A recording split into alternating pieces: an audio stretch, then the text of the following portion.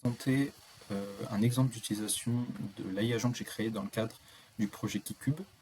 Donc l'exemple, ça va être en fait tout simplement de créer en automatique un article autour du tutoriel de configuration de Pog Keyboard. Donc pour ça, on va utiliser l'AI agent. Donc on l'a lancé tout simplement en fait ici avec Streamlit. Une fois que vous l'avez lancé en local, il va vous demander la sitemap du projet.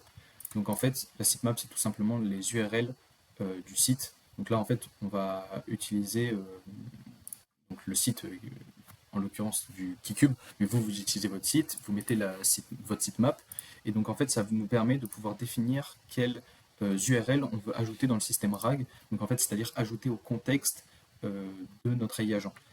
Parce qu'en fait, il ne connaît pas forcément votre solution. Là, en l'occurrence, le KeyCube n'est pas extrêmement connu, donc là, l'IA ne connaît pas de base. Donc en fait, là, il va pouvoir prendre toutes les URL et avoir toutes les informations autour de notre projet. On peut bien sûr définir, voilà, si la section blog, on veut l'enlever, par exemple. Là, en l'occurrence, on veut tout mettre. On va indexer ensuite dans le système. Là, ça a été rapide parce que je l'avais déjà fait, et en fait, il garde en mémoire les pages indexées. Mais si vous avez un grand nombre de nouvelles pages, ça risque d'être un peu plus long. Mais voilà. Ensuite, on peut lui rajouter du contexte externe. Là, en l'occurrence, ce qu'on va faire, c'est qu'on va rajouter le transcript de la vidéo pour vraiment qu'il ait toutes les informations autour du tutoriel qu'on veut créer. Donc là, j'ai demandé à ChatGPT de créer le transcript par rapport à notre vidéo de configuration du keyboard. Donc là, on lui donne.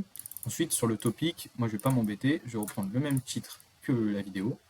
J'ai pas besoin d'instructions supplémentaires. On choisit le niveau d'écriture. Là, je vais mettre casual. Sur Ensuite, les keyboards, ça va être pour être référencé sur ces mots-clés. Il va les ajouter en fait automatiquement dans le blog, mais aussi s'il y a une section de keyboard dans votre site, bah, il va les ajouter. Donc là, on va mettre cube, voilà, ils y étaient, config, pog, keyboard, etc. Ensuite, on choisit la langue. Donc là, en l'occurrence, on veut français-anglais.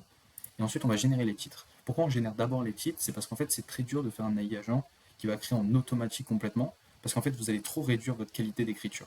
Donc en fait, le top, c'est de lier l'IA et l'humain pour créer du contenu beaucoup plus rapidement, mais en même temps de bonne qualité. Et donc là, en fait, on va avoir plusieurs choix et plusieurs moments où on va pouvoir diriger l'IA. Et donc là, en fait, il nous propose plusieurs niveaux de... Enfin, plusieurs titres, pardon. Et donc là, on choisit lequel nous plaît. Moi, j'aime bien celui-là, par exemple. Donc je choisis celui-ci. Ensuite, il va nous demander l'entête, en fait, un exemple d'entête. Parce qu'en fait, donc, cet AI agent, il est fait pour les blogs qui utilisent le système YAML. Donc en fait, on va lui donner un exemple. Donc là, je prends un ancien article qu'il y a sur notre site et je vais lui donner.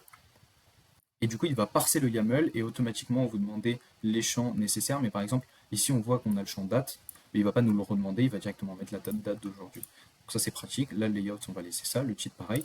Là, l'auteur, c'est pas le même que l'exemple, mais c'est moi. Ensuite, code. Ok, c'est bon. Ensuite, on va mettre l'accès pour le repository dans lequel on veut écrire. Donc en fait, le repository de votre website, votre site web.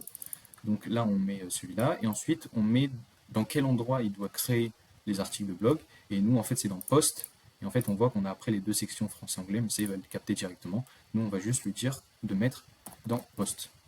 Donc ensuite, on va générer l'article, là, on va attendre que ça génère, ça peut prendre un peu de temps, et en fait, là, il est tout simplement en train d'écrire l'article pour nous. C'est là où c'est très fort, c'est qu'en fait, on gagne un temps fou, et la qualité de l'article va être assez intéressante. Donc on se retrouve juste après. Voilà, notre article il est généré. Et là, on va avoir en fait un champ où on va pouvoir modifier l'article. S'il y a des erreurs, si par exemple, imaginons que la date ne veuille pas, en fait, enfin, on veuille la changer par exemple, ou même le titre. Là, on peut lire ce qu'il a écrit, vérifier, changer quelques mots, etc. Donc là, c'est un exemple, donc je ne vais pas prendre le temps, mais je vais directement valider, mais vous pouvez bien sûr modifier, changer, etc. Donc là, il va enregistrer, et en fait, ce qu'il est en train de faire, c'est qu'il est en train d'écrire les fichiers en français et en anglais directement dans notre repository. Donc là, en fait, on peut voir que du coup, il a créé l'article en fait, et il va le créer après en français, donc dans notre dossier, en fait, dans notre projet. Donc voilà, ça fait un peu de temps, il est en train d'écrire en français. Voilà, donc là, il a fini. Donc voilà, c'est écrit en français, on peut le relire. Et ensuite, on aura juste à pousser, là je vais pas le faire parce que c'est un projet open source et je veux pas créer d'articles comme ça, c'est juste un exemple.